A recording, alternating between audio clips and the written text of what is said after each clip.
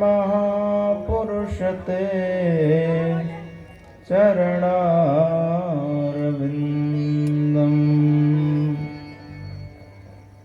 वंशी विभूषितकरान्नवनीरदाभात् पीताम्बरादरुणबिम्बफलाधरोष्ठात्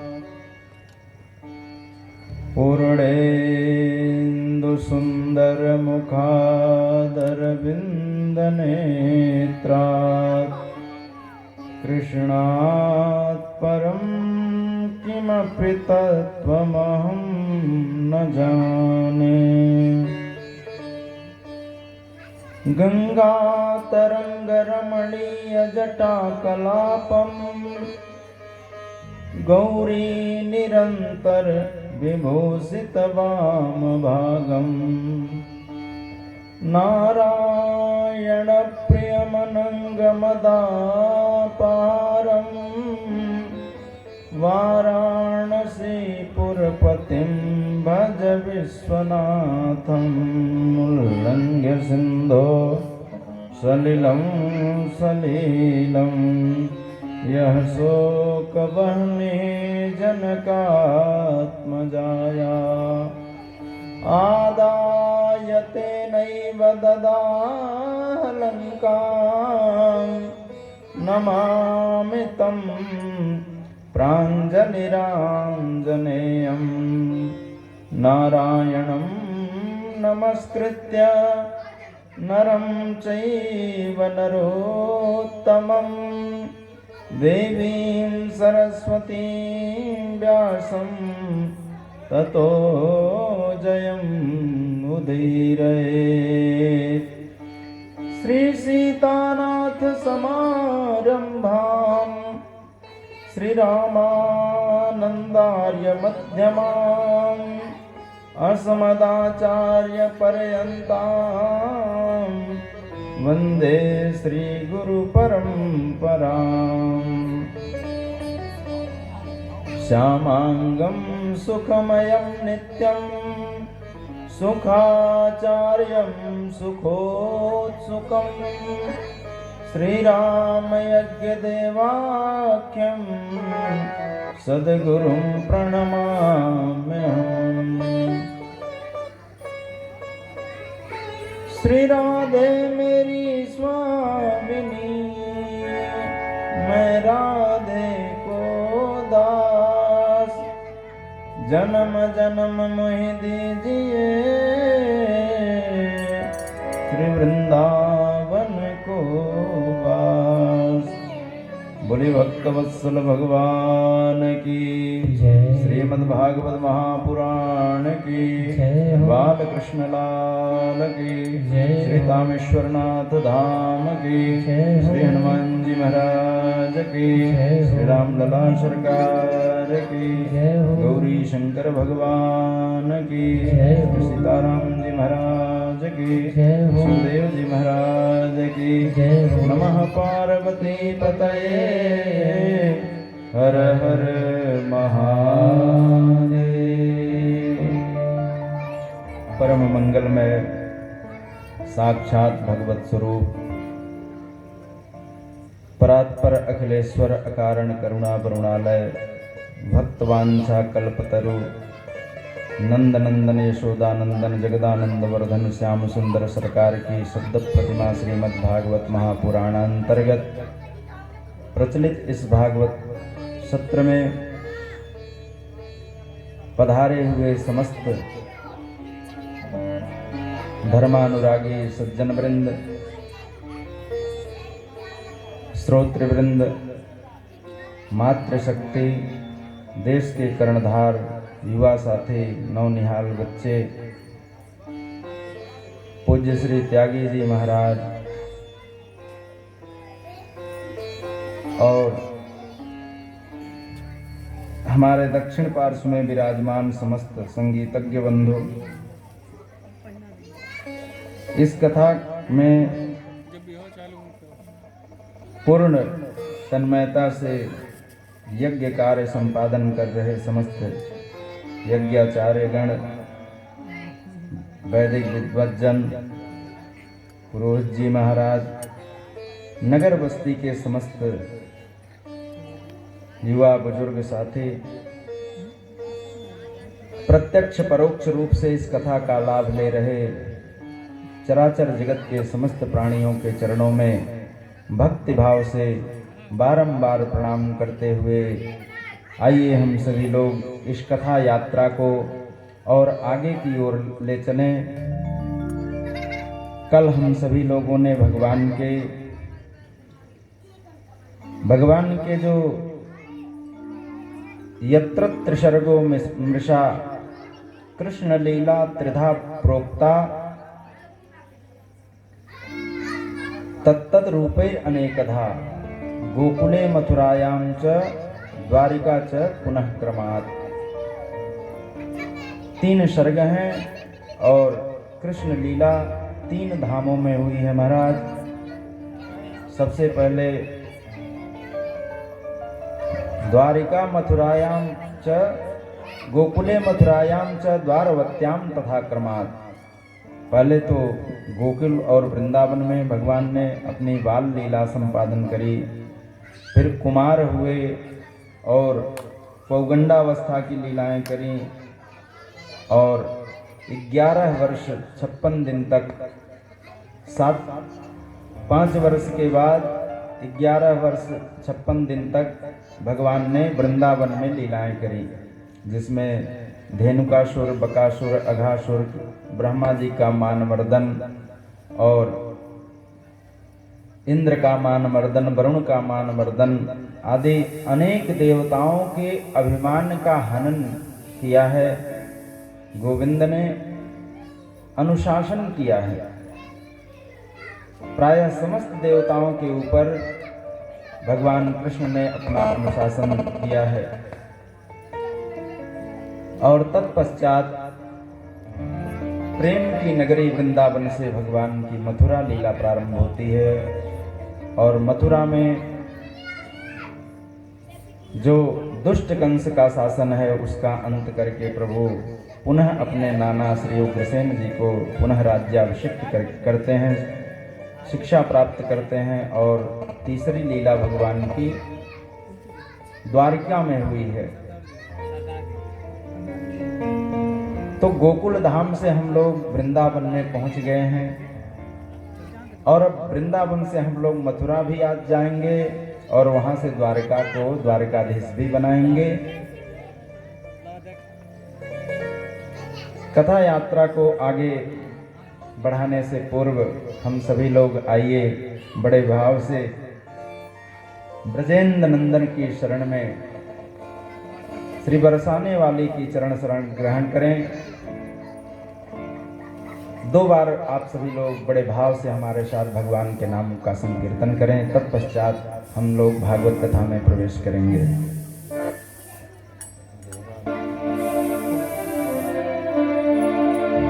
जय राधा माधव,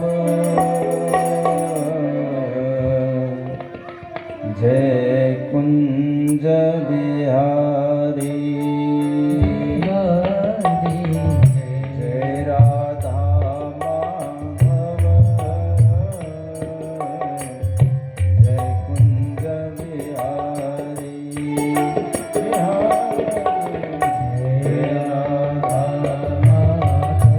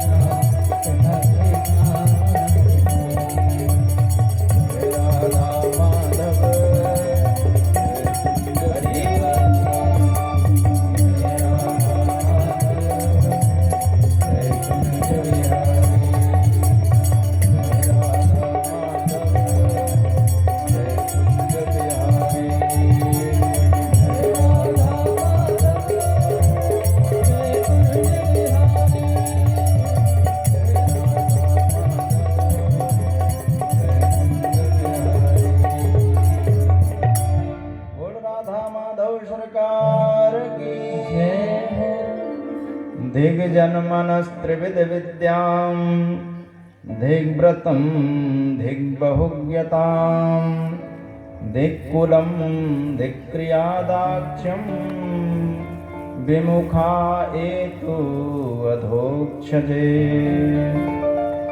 कल के प्रसंग में हम सभी ने गोविंद की बाल लीलाओं का श्रवण किया।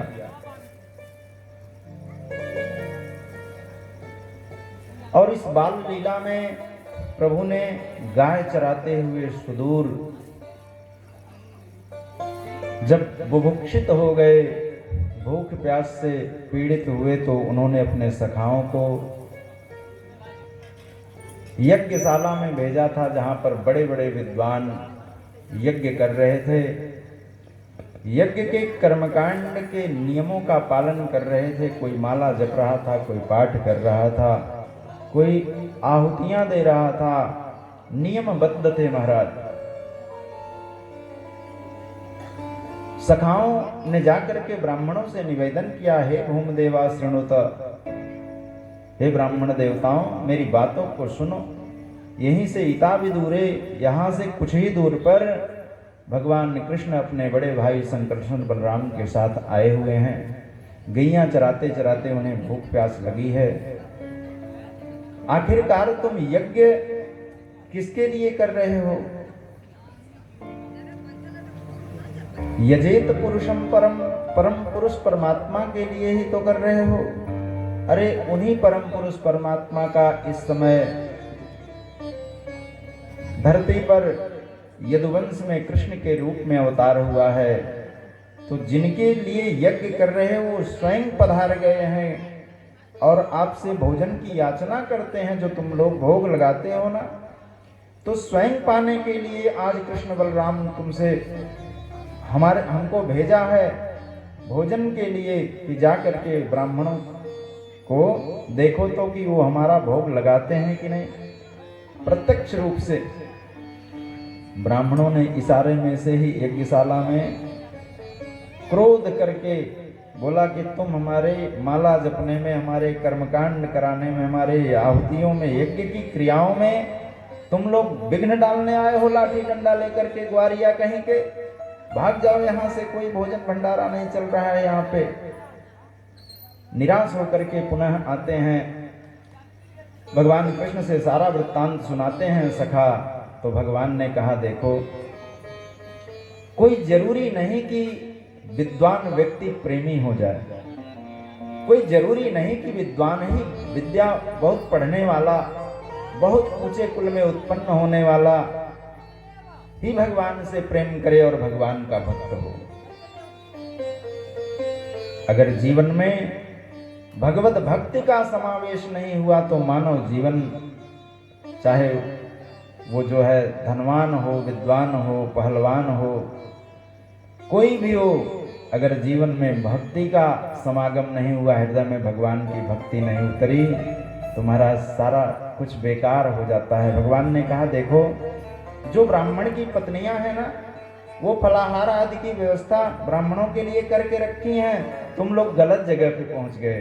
अब सीधे माताओं के पास जाओ, वो हमसे बड़ा प्रेम करती हैं, अपने पतियों में ही हमारा दर्शन करती हैं वो ब्राह्मण पत्नियां। इसलिए तुम उन माताओं के पास जाओ और वही निवेदन करो। न चाहते हुए भी सखा अब की बार जहां माताएं, ब्राह्मणों की पत्नियां उनको भोजन बना करके तैयार करके बैठी थी, उनसे वही निवेदन किया कि माता यहीं से थोड़ी दूर पर हमारे कृष्ण और बलराम आए हुए हैं। उन्होंने भोजन की याचना करी है। माताओं का हृदय प्रेम से भर गया। वाह, हमसे भोजन की याचना हमारे कृष्ण कर रहे हैं, जिनको हम प्रेम करती हैं। क्या वही कृष्ण हमसे भोजन की याचना करने के लिए आए हैं? उन्होंने भेजा है और थाली सजाई। कल की कथा में हम सब लोगों ने कथा श्रवण करी थी। आपको प्रसंग याद दिलाने के लिए ये कथा मैं पुनः कर रहा हूं। तो माताएं थाल सजा करके लेके जाती हैं और श्यामम हिरण्य परधिम बनमाल बरेह। दोनों भाइयों को बैठे हुए देखती हैं, प्रेम से बेहबल हो जाती हैं, अश्रुपात करने लगती हैं। प्रभु, हम अपने पतियों की आज्ञा के विपरीत जब ब्राह्मणियां भोजन लेकर के निकली तो यज्ञशाला से, अब बाहर तो आ नहीं सकते, कर्मकांड की क्रियाएं चल रही हैं, तो ब्राह्मणों ने अपनी पत्नियों को धमकाया, किधर जा रही हो? ब्राह्मण पत्नियों ने कहा, जहां जाना था जिम सरता सागर में जाई, जद्यपता ही कामना नाई। बस अब उसके अतिरिक्त कोई आश्रय नहीं, हम तो अपने परम आश्रय के पास जा रही हैं। जाती हैं तो स्वयं अपने हाथों से भोजन कराती हैं। भगवान ने सबको स्वीकार किया है और कहा है कि देवियों, अब आप अपने घर को वापस चली जाओ, अपने पत्नियों के पास जाओ। तो ब्राह्मण की पत्नियों ने कहा, गृहणन्ति नो नपतयो पितरौ सुतावा।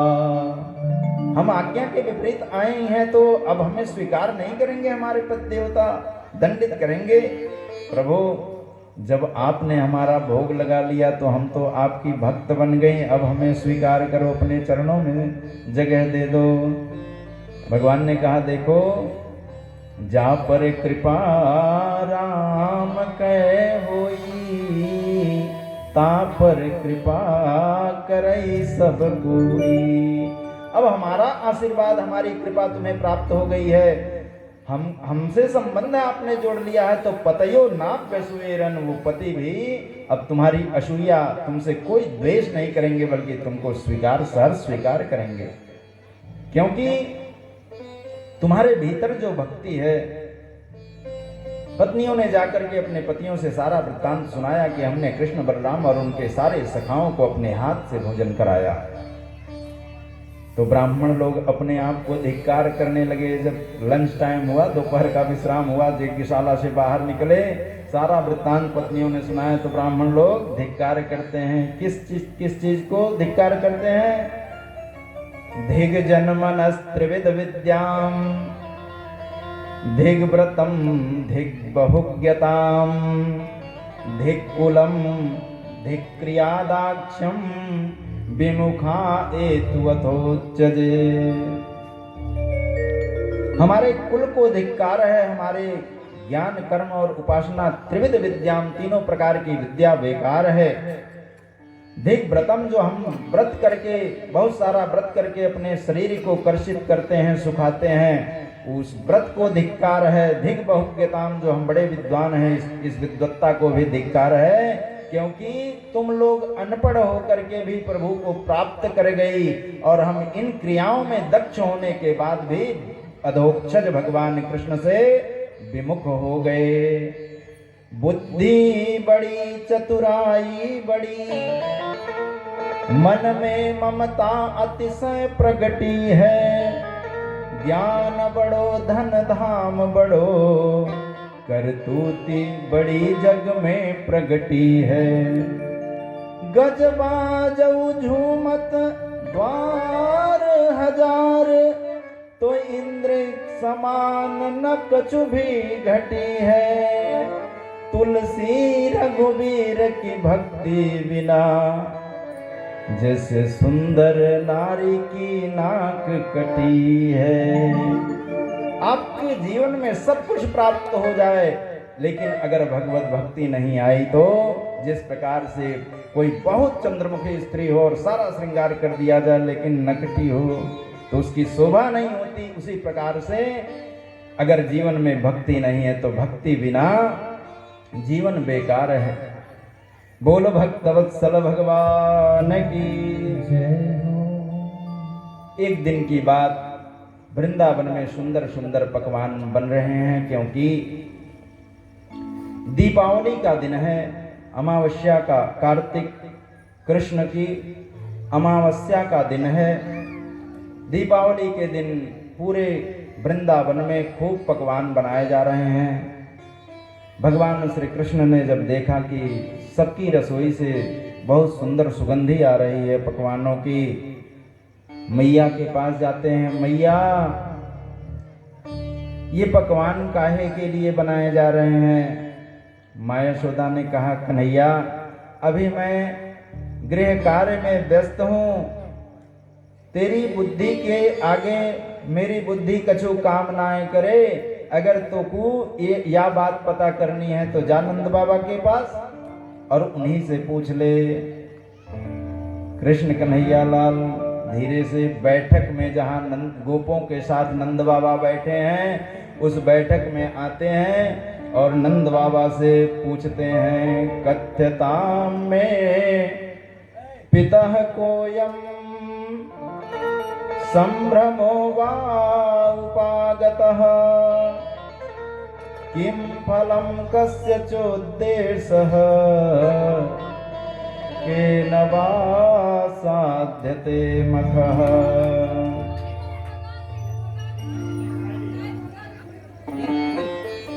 भगवान ने कहा, कथ्यताम में पिता, हे पिताजी, हे नंद बाबा, मुझसे आप ये बताइए, कोयम संभ्रम उपागतः, ये कौन सा ऐसा अवसर आया है, कौन सा महोत्सव आया है कि जिससे पूरे ब्रजमंडल में,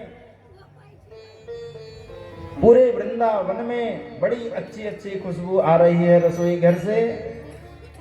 किम फलम, क्या हम किसी की पूजा करने वाले हैं क्या?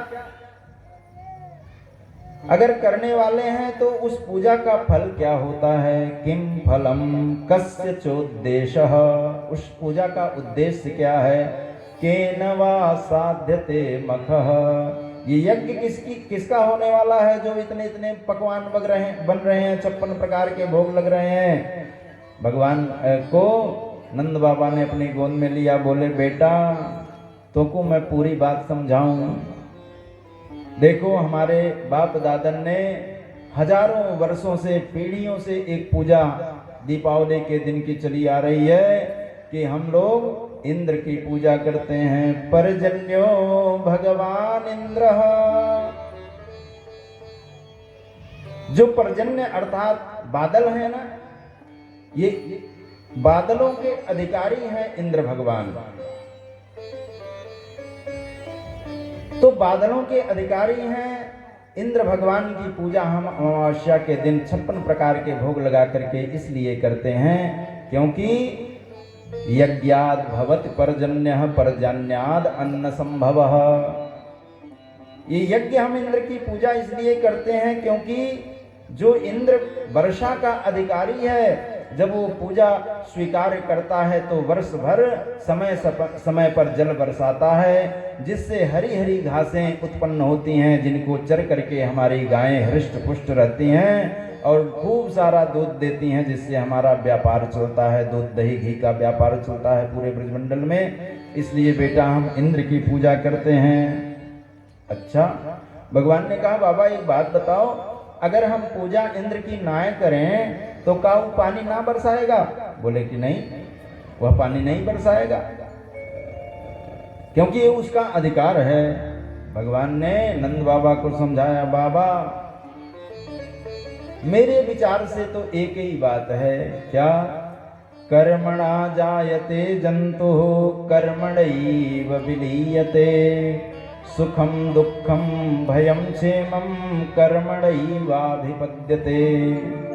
बाबा तुम जिसको इंद्र का अधिकार बता रहे हो वो तो इंद्र का कर्म है, वो तो कर्तव्य है।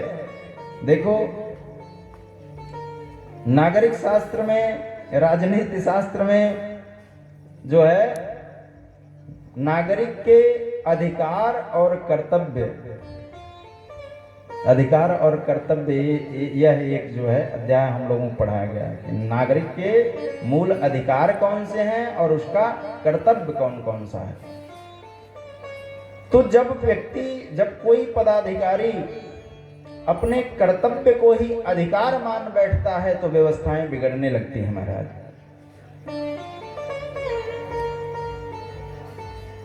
कर्तव्य को कर्तव्य ही समझो।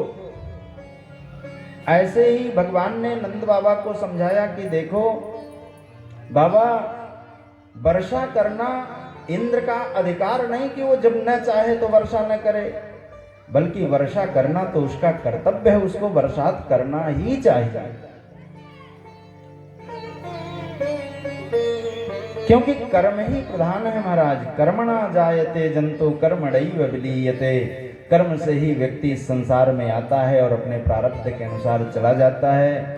जीवन में जो भी सुख दुख भय और कल्याण की बातें प्राप्त होती हैं उसके अपने कर्म ही फल देते हैं। इस प्रकार से जब खूब समझाया नंद बाबा की बुद्धि चक्कर खा गई। बेटा तू कहना क्या चाहता है? बोले बाबा अगर आप कहो तो मैं अपना पक्ष रखूं। नंद बाबा ने कहा बेटा का मतलब? बोले कि जिस इंद्र की आप लोगों ने आज तक पूजा करी, कभी इंद्र ने दर्शन दिया? बोले नहीं। कभी तुम्हारे सामने भोग पाया? बोले नहीं।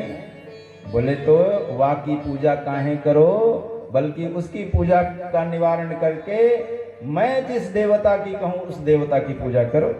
इस बार मेरे कहने से सारे जो भी गोप मंडली, जो नंद बाबा के सखा इत्यादि बैठे थे साथी, उन्होंने बातों को भगवान की खूब ठीक से सुना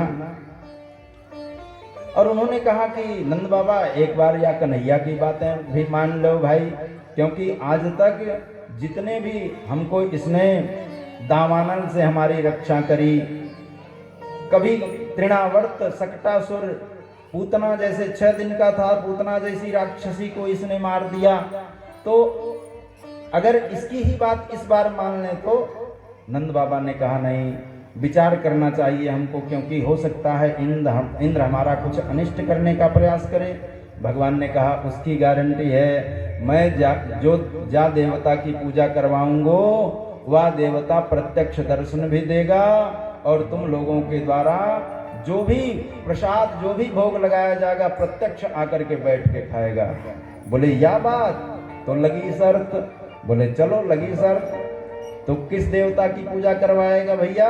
बोले चलो अपना थाल सजा करके हमारे पास हमारे साथ सारे ब्रजवासी नर नारियां बाल वृद्ध सब आबाल वृद्ध वनिता सर्वेंग पशुवृत्तयः सारे जो है थाल सजा करके अपने पकवानों को ले करके कृष्ण के पीछे पीछे चल पड़े और सीधे कन्हैया जो वृंदावन में गिरिराज गोवर्धन जी महाराज हैं, जो 7 कोश के पर्वत हैं महाराज, जिनको अगस्त्य महात्मा ने स्थापित किया था, 7 कोस लंबे चौड़े गिरिराज गोवर्धन के पास पहुंचते हैं, उनकी तलहटी में पहुंचते हैं और नंद बाबा से कहते हैं बाबा ये है हमारा देवता।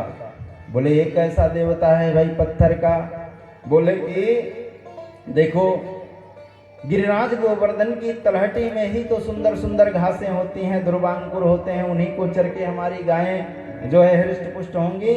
या देवता की एक बार पूजा करके देखो। तो पूजा की विधि भी बताई और सबसे पहले सब ब्रजवासियों से भगवान ने कहा सब लोग आंखें बंद करो और हमारे देवता का ध्यान करो। कृष्णाय वासुदेवाय देवकी नंदनाय च नंद गोप कुमाराय गोविंदाय नमो नमः। सभी ब्रजवासियों ने आंख बंद करके ध्यान लगाया तो एक स्वरूप में पुजारी बनकर के नंद बाबा और ब्रजवासियों के साथ कन्हैया खड़े रहे और गिरिराज गोवर्धन के शिखर पर जाकर के चतुर्भुज रूप में नारायण प्रकट हो गए। बोल वृंदावन बिहारी लाल की, गिरिराज भगवान की जय हो। सारे ब्रजवासियों ने देखा, वाह ये तो वास्तव में इसका देवता प्रकट है गया भाई। आज तक इंद्र ने कबहू हमें दर्शन नहीं दिया। कन्हैया तेरा देवता तो धन्य है भाई, प्रकट हो गया। भगवान ने कहा कि अब जरा जा करके सबसे पहले पाद्य आचमन अर्घ स्नान आदि प्रदान करो। तो सारे ब्रजवासी यमुना के तट पर अपना मटका लेकर के पहुंचे, जल भर भर कर लाने लगे। कन्हैया एक एक मटका जल गिरिराज के ऊपर गिराने लगे और सारे ब्रजवासी थक हार गए। एक हिस्सा भी, एक अंश भी गिरिराज का गीला नहीं हुआ। कन्हैया से सब ब्रजवासियों ने कहा कन्हैया अरे या तो गिरिराज की मोछो गीली ना है भाई भैया, तू कछु उपाय कर, हम तो कितने घड़े पानी ले आवे। कन्हैया ने कहा तो एक बार और आंख बंद करो, अभी गंगा जी का आवाहन करता हूँ। और जैसे ही सबने आंखें बंद करी तो भगवान ने मानसिक आकाश गंगा की धारा से मानसी गंगा गिरिराज गोवर्धन के तलहटी के थोड़ी ही दूर पर उसके सन्निकट ही उत्पन्न कर दिया, प्रकट कर दिया। बोल गंगा महारानी की जय हो। तो गंगा जी प्रकट भई महाराज, सारे ब्रजवासी प्रसन्न हो गए। ला करके गिरिराज गोवर्धन को स्नान कराया और अक्षत पुष्प धूप दीप नैवेद्य आदि से पूजा करी। और भगवान ने कहा अब लगाओ भोग। वहीं से गिरिराज शिखर पर से ही भगवान कहते हैं लाओ ब्रजवासियों भोग, लाओ ब्रजवासियों भोग। और जैसे ही भोग परोसना प्रारंभ किया, कृष्ण के हाथ में सब ला करके पकड़ाते हैं। हाथ बढ़ा करके गिरिराज गोवर्धन जी कन्हैया के रूप में प्रकट होकर के सब भोग पाते जा रहे हैं, पाते जा रहे हैं। और जब आधे ब्रजवासी भोग लगा चुके, सारा भोग सफा चट कर गए गिरिराज गोवर्धन, तो एक सखा ने आकर के धीरे से कन्हैया का कान पकड़ा। लाला एक बात बता, ये तेरो देवता कितने दिनों का भूखा है भैया? अरे कछु प्रसाद वरसाद भी छोड़ेगा कि नहीं? बोले प्रसाद भी मिलेगी, परेशान न हो, पहले इसका पेट तो भर जाने दो। तब तक यशोदा माँ आ गई।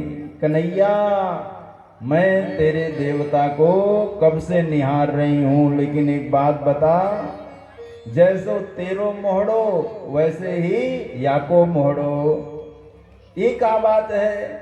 जैसे तेरा मुख है वैसे ही तो उस देवता का भी मुख है, का लीला चल रही है। कन्हैया ने गोदी से लिपट करके यशोदा माँ के कहा, मैया तू नाए जाने, तू जिन पद्मगंधा गायों का दूध मोको पिलाए उसी में से बचा बचा करके मैंने अपने देवता को पिलाया, इसलिए हमारा और उसका मुंह एक जैसे हो गया है। सबने भोग लगाई और परिक्रमा की महाराज। जे तीर्थानि प्रचरन्त श्रीकाहस्तानि शंगिड़ः तीखा गो सहस्रयोजने वदन्वानि तन्वसी। सबने परिक्रमा दी, खूब प्रार्थना करी गिरिराज गोवर्धन की, और सारा भोग पवा करके सायंकाल हुआ तो सब ब्रजवासी अपने अपने घर पहुंचे। सारे ब्रजवासियों ने शयन किया और जैसे ही रात्रि हुई, पूरा दिन जब बीत गया, सूर्यास्त हो गई, रात्रि हो गई, तो महाराज इंद्र ने विचार किया कि इस बार ब्रजवासियों ने हमारी पूजा क्यों नहीं करी। भाई पूरा दिन तो निकल गया, क्या बात है, कोई संकट आ गया है क्या वृंदावन में? इंद्र ने जब देखा ध्यान लगा करके, ओहो, तो उस कन्हैया से छोटे से अर्भक के कहने से, उस कृष्ण के कहने से ब्रजवासियों ने मेरी पूजा का अनादर किया, मेरी पूजा नहीं की, अब इनको मजा चखाता हूँ। तो इंद्र ने रात्रि से मूसलाधार बारिश प्रारंभ किया महाराज। विद्योतमाना विद्युत भे स्तन स्नन्तः स्तनयुग्न भे तीव्रै मरुद्गणैर्नुन्ना बवर्षो जल सर्करा। मानो मोटी मोटी धाराएं महाराज जब बिल्कुल मूसलाधार बारिश होने लगी, आंधियां चलने लगी, बिजली तड़कने लगी महाराज, सारे ब्रजवासी गोविंदम शरणम ययुः, गोविंद के पास गए। उन्होंने कहा कि लाला हमने पहले ही कहा था कि इंद्र की पूजा का निवारण मत करो, तेरे देवता ने अपनी पूजा करवाई, बहुत सारा भोग पाया, 56 प्रकार के भोग हमने लगाए, अब आपने देवता से कह कि हमारी रक्षा करे। हमारी रक्षा कौन करेगा? गायें बिल्कुल छटपटाने लगी महाराज, इधर उधर वृद्ध बालक सब बिल्कुल तड़पने लगे, और गोविंद की शरण में जैसे ही गए, भगवान ने कहा कि जिस देवता ने भोग पाया है वह तुम्हारी रक्षा जरूर करेगा, लेकिन तुम्हें विश्वास से हमारे देवता की को पुकारना होगा। पहले तुम लोग ध्यान लगाओ। सब ब्रजवासियों ने ध्यान लगाया, और तब तक कन्हैया ने कहा, देखो देखो हमारे देवता ने प्रकट होकर के हमसे हमारे कान में एक बात कही है। बोले क्या? बोले कि अगर तुम गिरिराज को अपने हाथों से उठा करके छाता बना लो तो तुम्हारी रक्षा है जाएगी। सखाओं ने कहा, क्यों रे कन्हैया कनुआ, तू हमें काहे मूर्ख बनाए, कब तक मूर्ख बनाता रहेगा? अरे या 7 कोस को पहाड़ कभी हमारे हाथ पर आ सकता है, हमारे लाठी डंडे पर आ सकता है? इतना वजन है इसका। कन्हैया ने कहा, भाई देवता ने तो ऐसी कही है तो हमें प्रयास करके देखना चाहिए। करने कराने वाला तो ईश्वर है। उद्यमेन हि सिद्ध्यन्ति कार्याणि न मनोरथैः, नहि सुप्तस्य मृगस्य सिंहस्य प्रविशन्ति मुखे मृगाः। तो उद्यम करना हमारा जो है, कर्मण्येवाधिकारस्ते मा फलेषु कदाचन, कर्म करना हमारा अधिकार है। देवता ने कही तो हमें कर्म करना चाहिए। सारे ब्रजवासी दौड़ करके बरसते हुए पानी में भीगते हुए उस शैल के पास, गिरिराज के पास पहुंचते हैं, उठाने का प्रयास करते हैं, लेकिन टस से मस भी गिरिराज जी नहीं होते हैं। और तब भगवान ने इक्तुक्ते केन हस्तेन कृत्वा गोवर्धनाचलं दधार लीलया कृष्ण छत्राकम् इव बालक, छत्राकम् इव बालकः। इस प्रकार से कह करके भगवान कृष्ण ने अपना बायां हाथ लगाया और बल्कि बाएं हाथ की कनिष्ठिका अंगुली का अग्रभाग केवल नख लगाया महाराज, और ऐसे झटका मारा जैसे बरसात में कुकुर मुत्ते के छत्ते को छोटे छोटे अरभक, छोटे छोटे बालक छाता समझ करके उसको उखाड़ करके खेल खेलते हैं और उसको तोड़ते हैं, उठाते हैं, जिसको सहज भाव से छाता के समान उस कुकुर मुत्ते को उठा लेते हैं, ऐसे ही भगवान ने अपनी कनिष्ठिका उंगली पर दधार लीलया कृष्ण छत्राकम इव बालकः, जैसे छत्राकम इव, जिस प्रकार से उस छत्ते को उखाड़ करके बरसाती छत्तों को बालक खेलते हैं, ऐसे ही सहज भाव से भगवान ने उस 7 कोस के गिरिराज को अपनी बाएं हाथ की कनिष्ठिका उंगली पर धारण किया। बोलिए गिरिराज महाराज की जय हो। अपने बाएं हाथ की कनिष्ठिका उंगली पर धारण किया।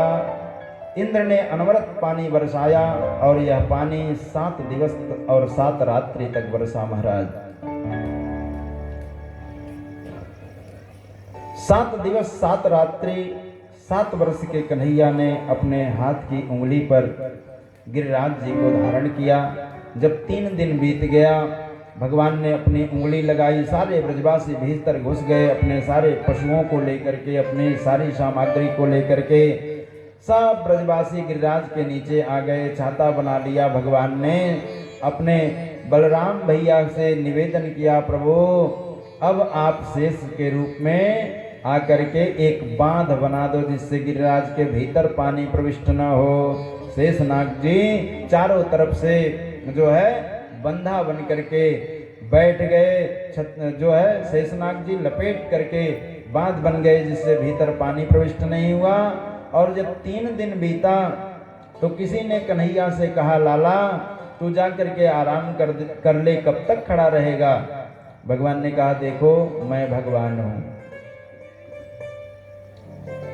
अच्छा, काहे बात का भगवान है भैया? बोले हमने गिरिराज को धारण किया है अपनी उंगली पर, इसलिए।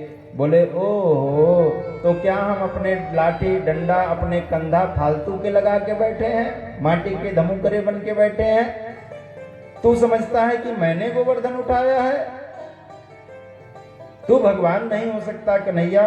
बोले कि नहीं, मैं भगवान हूं, ये बात मान लो, मैं अपने मुंह से कहता हूं। बोले बहुत आए तेरे जैसे भगवान, तू क्या धारण करेगा? अरे हमने जो हजारों लाठियां लगा रखी हैं, हजारों खंभे लगा रखे हैं, इनके ऊपर गोवर्धन जी टिके हुए हैं। भगवान ने कहा, तो अंगुलियां हटा लूं? क्या उंगली हटा लूं? और जैसे ही भगवान ने अपनी उंगली ढीली करी तो सारे लाठी डंडा चटाचट करके टूट गए महाराज। अरे अरे कन्हैया बचा भैया, ये तो तेरे ही सहारे ये गोवर्धन टिका हुआ है। भगवान ने उंगली सीधी करी। अब तो सारे ब्रजवासी आश्चर्यचकित नजरों से कृष्ण को देखने लगे और नंद बाबा से पूछा, नंद बाबा क्या ये तेरा ही लाला है? नंद बाबा ने कहा, तो मेरा लाला नहीं तो और किसका लाला है? बोले नहीं, शंका इसलिए होती है क्योंकि इतने भारी पहाड़ को कोई साधारण बालक इस प्रकार से बाएं हाथ की उंगली पर उठा नहीं सकता। पूरी शक्ति लगाने के बाद भी, अरे हमारे सारे डंडा लाठी सब टूट गए भैया, कंधे टूट गए, हम तो गिरने वाले थे, लेकिन कन्हैया ने हमें बचाया। भैया अगर इसने धारण किया है इतने बड़े पहाड़ को तो ये कोई साधारण बालक नहीं। कन्हैया के चरणों में सारे ब्रजवासी गिरने लगे। कन्हैया तू तो सत्य कहता था, तू भगवान है।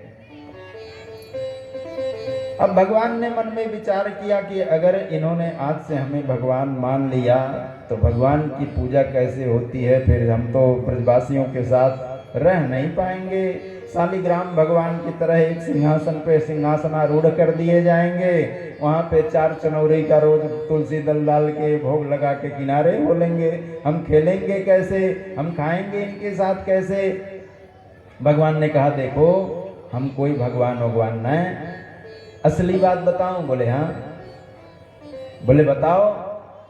बोले हमारे में शक्ति जानते हो कैसे आ गई? बोले कैसे?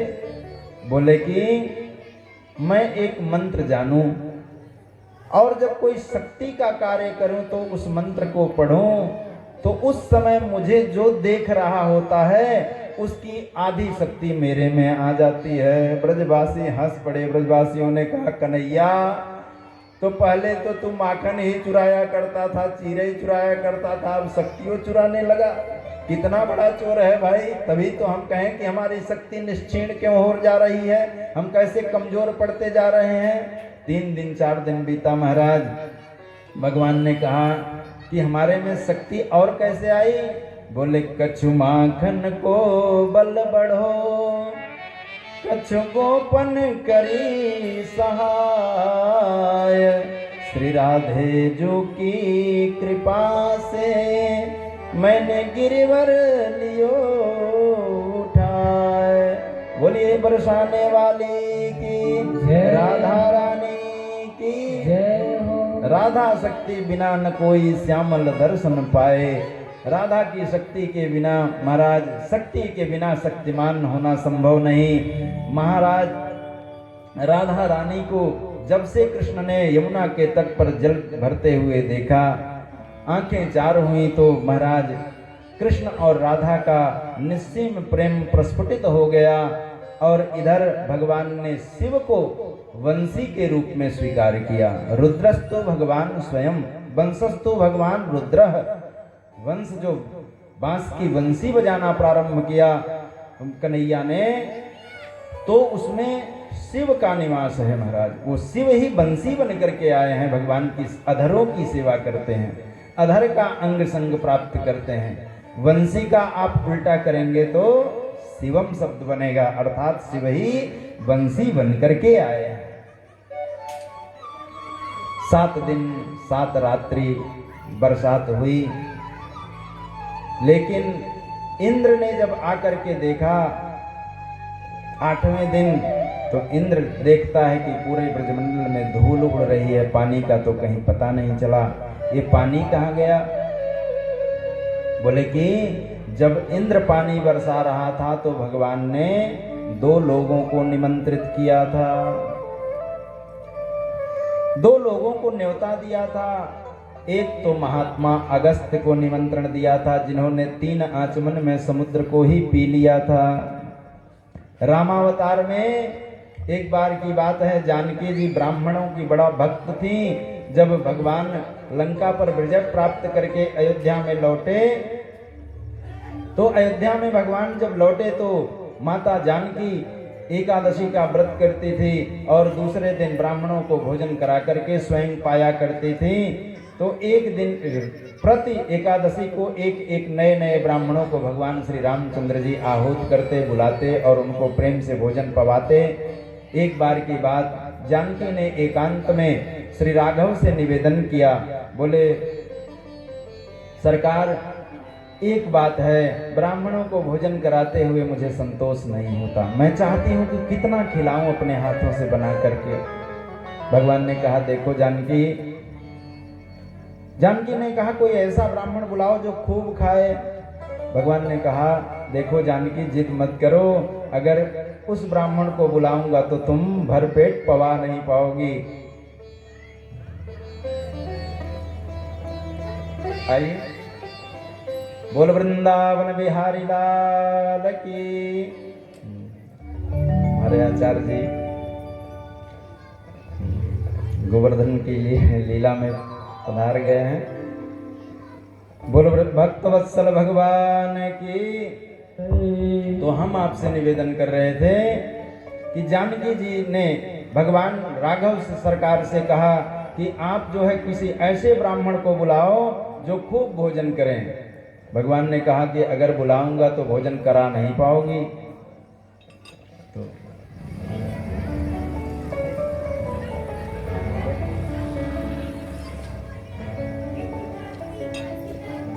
राघवेंद्र सरकार ने कहा कि भोजन करा नहीं पाओगी भरपेट, अरे आप बुलाओ तो सही, मैं एक ब्राह्मण को भोजन नहीं करा पाऊंगी। शर्त लग गई महाराज। और इस बार द्वादशी के दिन राघवेंद्र सरकार ने अगस्त महात्मा को बुलाया और रास्ते में ही समझा दिया, प्रभु भर पेट खाना, जानकी की बड़ी इच्छा है। अगस्त महात्मा ने कहा वैसे तो लीला आपकी ही सब है, लेकिन भर पेट मुझे भोजन जानकी करा पाएंगी? कितनी सुकुमार हैं किशोरी जी, तो अपने हाथ से भोजन कैसे बना के करा पाएंगी? बोले अब कुछ जो है अपना प्रभाव प्रकट दिखा दो। बोले ठीक है। और जानकी जी ने अनेक कटोरियों में अनेक प्रकार के नाना प्रकार के व्यंजनों को परोस करके थाली ला करके सजाई, हाथों से चरण पखार करके अगस्त महात्मा को आसन दिया, बिठाया भोजन के लिए और जलपात्र रखा। जैसे ही भगवान का भोग लगाया अगस्त महात्मा ने तुदीयम वस्तु गोविंद तुभ्यमेव समर्पये।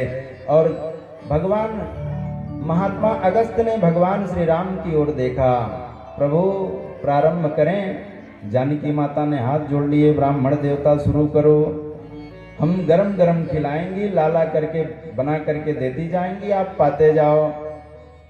महात्मा ने भगवान राम जी की ओर इशारा किया, प्रभु तो शुरू करते हैं। बोले हाँ ब्राह्मण देवता शुरू कर दो।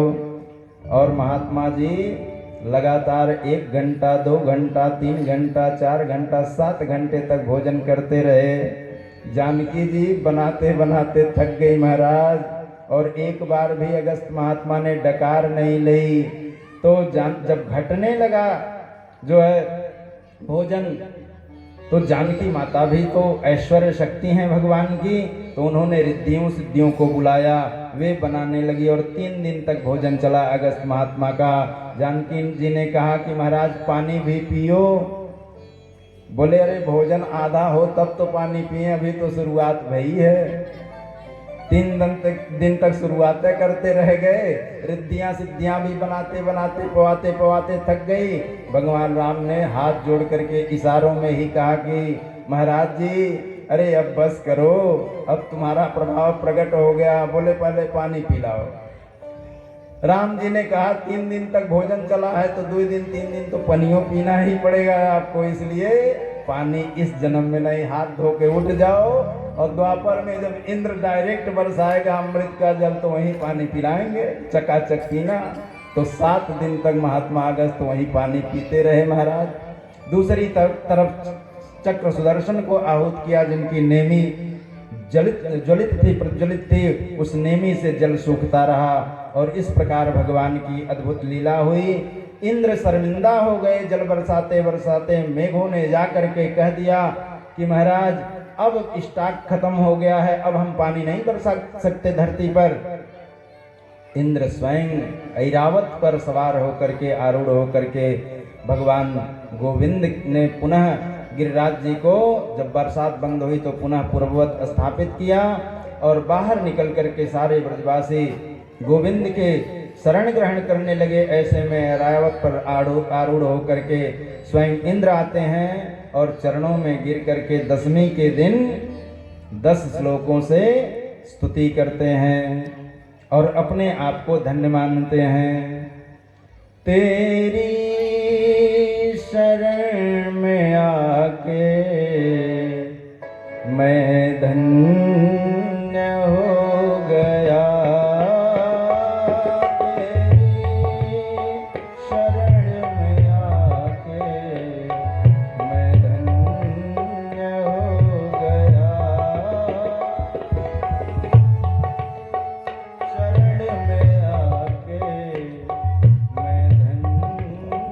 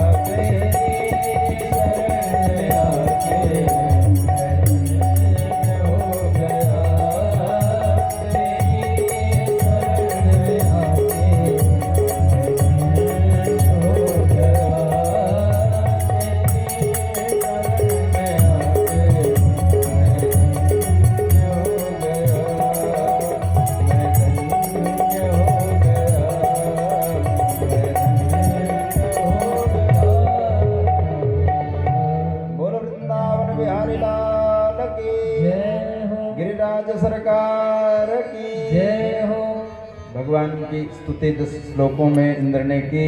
शरण में आए तो भगवान ने प्रसन्न होकर के इंद्र को आशीर्वाद दिया। गम्यताम शक्रभद्रम वह क्रियताम मेनुशासनम। इंद्र, तुमने अपने कर्तव्य को, पानी बरसाना तुम्हारा कर्तव्य था, इसको अपना अधिकार मान लिया था। उस मान का, उस अभिमान का मैंने निवारण किया है। ब्रजवासियों की रक्षा करके कभी भी मेरे भक्तों की का अनिष्ट करने की मन में सोचना भी मत, क्योंकि सुनि मुनि तो ही कहूँ सहरो।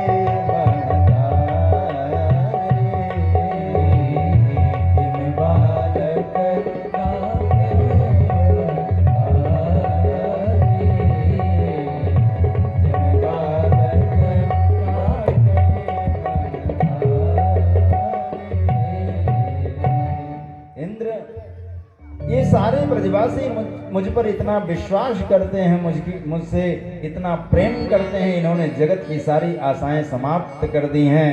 इसलिए जो भी मेरा भक्त मुझे सकल संसार की सकल आशाओं को त्याग करके केवल एक मेरा भरोसा रख करके मुझे भजता है, उसकी मैं उसी प्रकार से रक्षा करता हूँ जिस प्रकार से एक माँ अपने छोटे से शिशु की रक्षा करती है, हर प्रकार से उसकी सेवा करती है, हर प्रकार से वो चाहती है कि कहीं हमारा बच्चा भी गिर न जाए, कहीं जो है इसे कुछ कष्ट न हो जाए, मातृवत मैं उसकी रक्षा करता हूँ। इसलिए गम्यताम शक्रभद्रम वह, हे शक्र तुम जाओ और हमारे अनुशासन के अनुसार वर्ष वर्ष में समय समय पर जल बरसाओ। इंद्र भगवान की स्तुति करके स्वर्ग में चले गए। बाद में कामधेनु गाय प्रकट होती है महाराज, जिसके स्तनों से स्वयं दुग्ध धारा प्रवाहित होती है, और भगवान का आज कामधेनु माता ने स्वर्ग से आकर के अभिषेक किया है। तो गाम बिंदती, गौ के द्वारा अभिषिक्त होने पर भगवान का एक नाम गोविंद हो गया है। बोल गोविंद भगवान की। अब एक दिनांक की बात, नंद बाबा एकादशी का व्रत किए थे। निराहार एकादश्याम निराहारः समभ्यर्च जनार्दनम स्नातुम नंदस्तु कालिंद्याम द्वादश्याम जलमाविशत। दिन बीता, निराहार का व्रत किया है नंद बाबा ने एकादशी का, और जब अर्धरात्रि हुई तो नंद बाबा की नींद खुल गई और नंद बाबा ने समझा कि अब ब्रह्म बेला हो गई है और स्नान करने के लिए कालिंदी में अर्थात यमुना में चले गए। और जैसे ही नंद बाबा स्नान करने के लिए गए, साथ में 2-4 गोपों को अपने साथ ले गए। जैसे ही नंद बाबा ने डुबकी लगाई तो उस समय जब जल में हलचल हुई, अर्धरात्रि में किसी भी नदी में जलाशय में स्नान करना वर्जित है शास्त्र के अनुसार। उस समय जो जल के देवता वरुण होते हैं, उनमें जब हलचल होती है तो जिस प्रकार सोने से कोई जगा दे तो अपराध बनता है, ऐसे ही अगर जल में कोई हलचल होती है, कोई स्नान करने के लिए अर्धरात्रि में जाता है तो जल के देवता वरुण का अपमान हो जाता है महाराज। तो आज वरुण के दूत नंद बाबा को डुबकी मारते ही खींच करके ले गए और अथाह जल राशि में वरुण लोक लेकर के चले गए। जो साथ गए हुए गोप थे उन्होंने आकर के जो है भगवान से सारी बात बताई। भगवान कृष्ण आए दाऊ भैया के साथ, जल में प्रविष्ट होकर के सीधे वरुण लोक में गए तो देखा नंद बाबा को उन्होंने पास में बांध करके, रस्सियों में बांध करके डाल रखा था वरुण ने। और जैसे ही भगवान पहुंचते हैं तो भगवान का दिव्य स्वागत किया, पूजन किया, सिंहासनारूढ़ किया भगवान कृष्ण को। और नंद बाबा ने ये दृश्य देखा। विविध उपचारों से कृष्ण की पूजा हुई। भगवान ने कहा कि वरुण, मेरी तू पूजा कर रहा है और मेरे पिता को ही ला करके तूने पटक रखा है, पास में बांध रखा है, छोड़ो इनको। अब उसने कहा, अजानता माम के न मूढ़े ना कार्य वेदिना, मुझसे अनजाने में ये भूल हो गई, मैं नहीं समझ पाया प्रभु कि ये आपके पिता हैं। अपने दूतों को आदेश दिया कि छोड़ो इनको तुरंत। दूतों ने नंद बाबा को छोड़ दिया, लेकर के वापस आए। सारा वृत्तांत नंद बाबा ने अपने साथियों को सुनाया कि अरे, जहां पर मुझे पटक करके, रस्सियों से बांध करके पटक रखा था, अरे उस लोक के स्वामी ने तो हमारे कन्हैया की पूजा करी या मेरे लाला की पूजा करी और इससे सब डर करके क्षमा मांगा। इन सबने सारी बात बताई है। तो सारे जो गोप बाहर थे उन्होंने स्वागत किया। देखिए हमारे बीच में मास्टर साहब कृष्णा पब्लिक स्कूल के प्रबंधक जी भी आ गए हैं। बड़े ही प्रेमी हैं और कथा हम जहाँ भी कहते हैं 1 दिन 2 दिन जरूर अवसर देते हैं। बोलिए भक्त वत्सल भगवान की। तो हम आपसे निवेदन कर रहे थे कि नंद बाबा ने जब सारा वृत्तांत उन सखाओं को अपने सुनाया, सारे सखा भगवान कृष्ण के चरणों में लेट गए। बोले, कन्हैया अब हमको लग गया कि तू भगवान अवश्य ही है। बोले, वैसे तो मैं भगवान नहीं, लेकिन अगर भगवान हूं तो तुम्हारी क्या इच्छा है? बोले, तू भगवान है तो भगवान बना रहे, हमें कोई मतलब नहीं, लेकिन हमने सुना है कि भगवान बैकुंठ में निवास करते हैं। तो बैकुंठ क्या हमारे वृंदावन गोकुल जैसा ही है कि कोई और दिव्य है?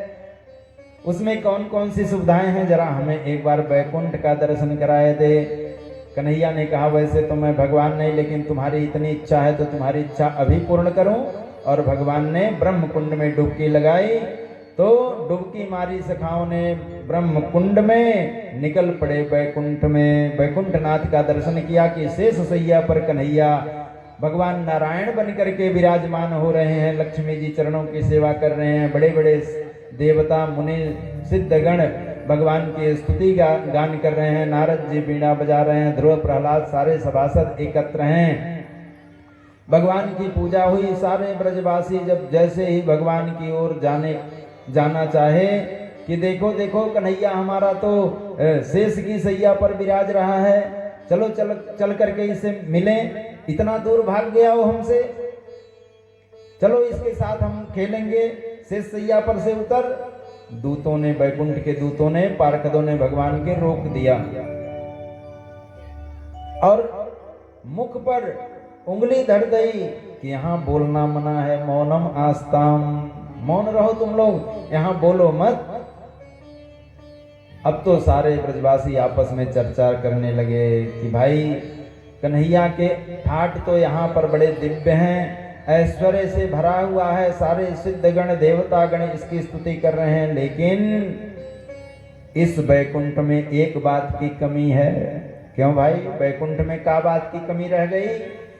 बोले कि वह वृंदावन गोकुल में तो हम कन्हैया के साथ खेलें, कभी कभी इसके पीठ पर भी चढ़ जाएं, कभी कान पकड़ लें, कभी इसको हरा भी दें खेलन में को काको गोसैया, तो इससे हर प्रकार से इसका अंग संग प्राप्त करते हैं गोकुल और वृंदावन में, लेकिन या बैकुंठ में तो इसके पास भी नहीं जा सकते।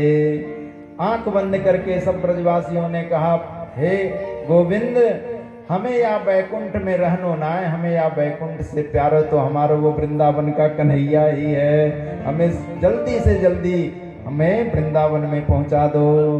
तो सारे ब्रजवासियों को भगवान लेकर के वृंदावन आए, नंद बाबा से सारी बात सुनाई। और अब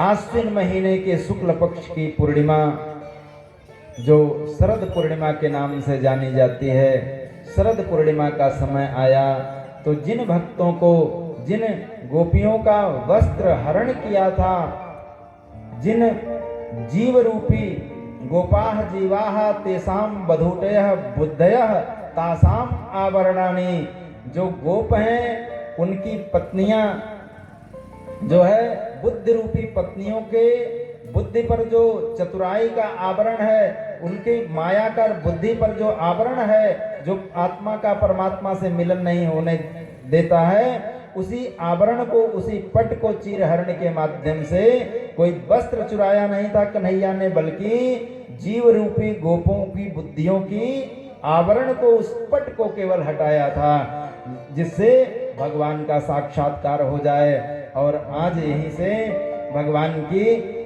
भगवान ने जब शरद पूर्णिमा की रात्रि देखी, चांदनी चारों तरफ छिटक रही थी, तो सीधे निधिवन में गए और भगवान ने अपनी वेणु का निनाद किया। भगवान पिता रात्रि शरदोत्फुल्ल मल्लिका वीक्षरन्तुं मनश्चक्रे योग मायामुपाश्रितः। देखो जी, सुखदेव जी कहते हैं, राजन,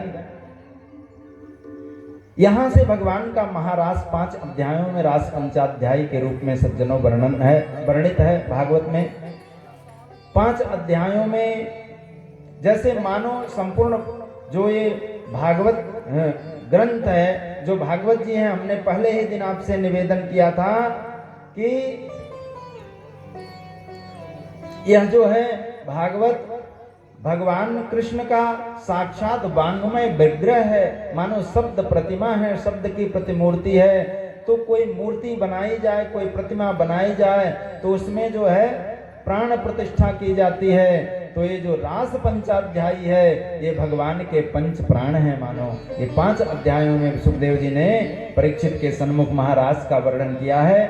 10वें स्कंद के 29वें से 33वें अध्याय तक 5 अध्यायों में गोपियों के निस्सीम प्रेम का वर्णन है।